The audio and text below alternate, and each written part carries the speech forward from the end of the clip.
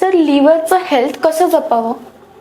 आजकाल fatty liver म्हटलं का ऑलमोस्ट प्रत्येक 10 मधून 3-4 तरुणांना फॅटी लिव्हर असं निघतं. बरोबर. फॅटी लिव्हर म्हणजे काय की आपल्या शरीरामध्ये जर जसं फॅट वाढतं तसं ते लिव्हरमध्ये डिपॉझिट होतो, हेपॅटोसाइट्स मध्ये डिपॉझिट होतो.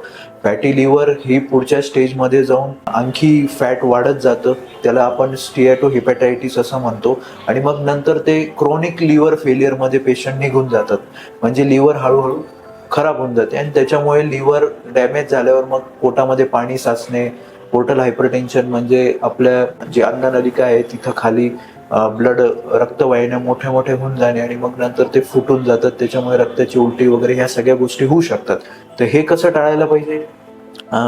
Healthy drinking habits, eating habits, exercise, brisk walking, dash diet हे सगळं फॉलो केलं पाहिजे. वजन कमी केलं पाहिजे.